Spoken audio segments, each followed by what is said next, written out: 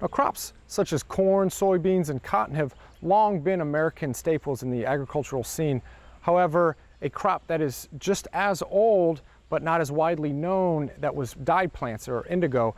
Sarah Bellos is using Stony Creek colors to make her sustainable approach into the textile industry using just this very plant. So Sarah, we're standing out in one of your research plots with indigo surrounding us. Tell us a little bit about what you're finding out here and some of your history at this location. Yeah, so we're here in Robertson County. This is the area that Stony Creek Colors works with contract farmers to produce our indigo varieties. So at this research field, we are growing a few of the different varieties of indigo containing plants. We have the tropical indigo, we're growing Japanese indigo. And so here, the company does research into ways that we think farmers could increase their production of the indigo biomass and ultimately the indigo pigment that we extract from the plants for our customers. So we do everything from variety development, we produce the seed for the farmers, and then we go and harvest it. Should they be fertilizing? Which variety should they be using if they have wet soils or maybe more upland soil? So here is a place for us to test ideas that we might have about how could a farmer do something a little bit differently, maybe change plant populations, and then also just the everyday of when is the plant ready for harvest, how many harvests can we get a year, things like that. So you're really working kind of lock in step with your partner farmers on kind of an everyday, every week kind of basis. How are they responding to that initially? I guess that's kind of might be a little bit unique to them, where they're just kind of more used to just setting and going on their own property. You're kind of working hand in hand. How has that been? Yeah, so this farm is, or this plot is actually stationed at one of our farmers' fields. So we have soybeans in the background. They just harvested their tobacco crop. Indigo is a higher labor crop than something like soybeans, but it's a lot less labor than a crop like tobacco. And so we're really trying to position indigo as a part of diversifying their farm that might not be as high labor or as high risk as something like tobacco, where the company, Stony Creek Colors, does some of the work of harvesting and seed, that taking the product to market that would be otherwise really a huge challenge for the farmers. Wow, that's really a fascinating type business model. Tell me a little bit about how it all began and how we find ourselves here, fast forward many years in a research platform. Yeah, so I started using indigo in the course of having a business that did natural dyeing with my sister, and at the time I was helping run a community farm in West Nashville.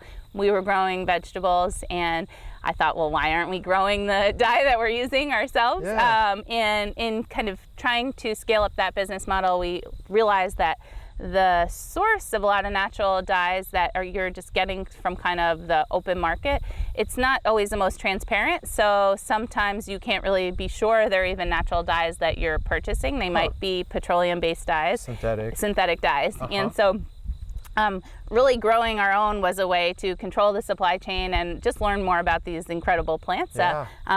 That sort of evolved into trying to work with more factories and textile mills to use natural dyes, and realizing that their biggest challenge was the consistency and sort of the volume of what was out there. So there weren't natural dyes at a purity that textile mills could really utilize at a large scale. I left that company to start Stony Creek Colors, really to be focused on this big problem in textiles, which is all this pollution from textile dyeing due to the use of synthetic colors, but also kind of marrying that with my love of agriculture and wanting to be working with farmers. So really positioning these crops as alternative crops for growers at the same time as solving this other big textile pollution problem.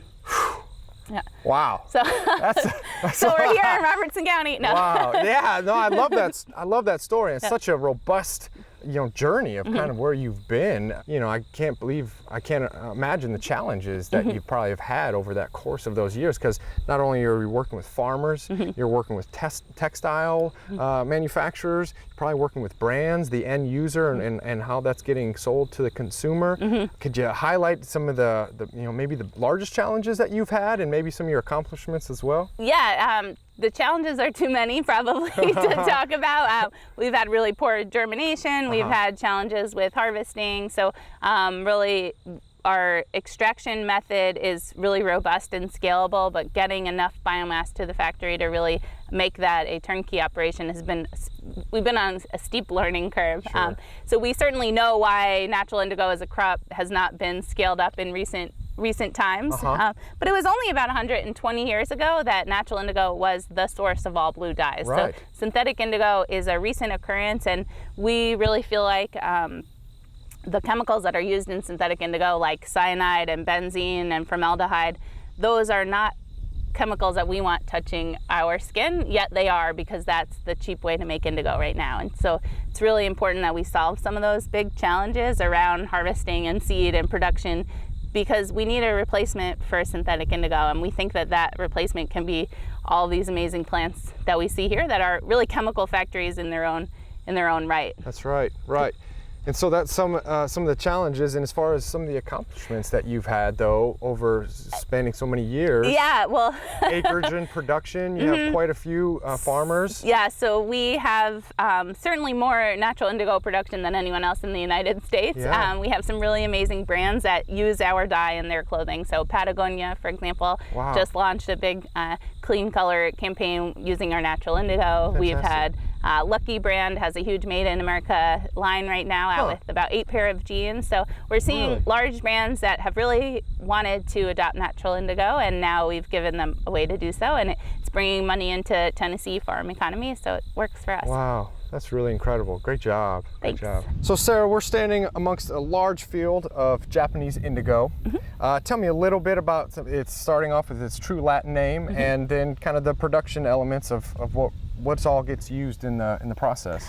Yeah, so the Japanese indigo is in the buckwheat family. It's related to smartweed, and its Latin name is Persicaria tinctoria. Wow. It used to be known as Polygonum tinctorium, and so it is a smartweed, knotweed family. It's an annual.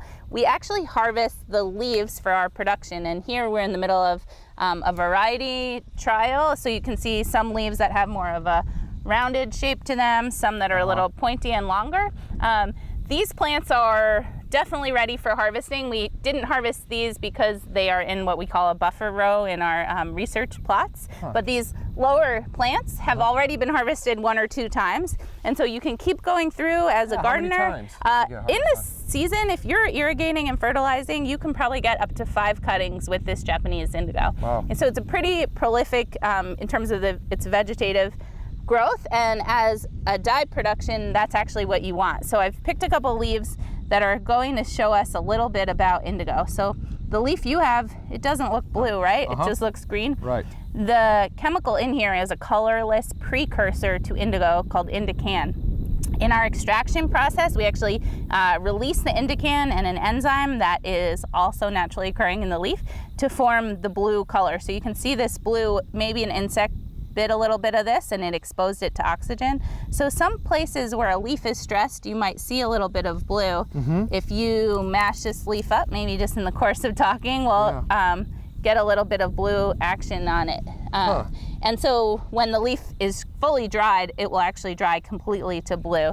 Dye is in the leaves. Only in the leaves, not stems, roots? Not in the stem, not in the root, not in the flowers. Wow. But both the Japanese indigo and the tropical indigos are really good for late season nectar for plants, or for the bees rather. Sure, when nectar's hard to find. Exactly. So from September through about late October, right before frost, when both plants will die in Tennessee, they'll be, they're indeterminate flowers, so they'll be producing flowers throughout the whole time. And you brought up a good point. These are all tropical annual types, so these are going to seed. They're one time a year use, and then you'll plant them again. Yeah, so the Japanese indigo is always an annual, no matter where it's grown. The tropical would be perennial in tropical regions. Here in Tennessee, anywhere above zone 10, you're not going to be able to overwinter them out in the field. You could dig them up and bring them into a greenhouse if you wanted to, and that would certainly work to keep your plants alive. It would take a lot of dye to get there. So if you see,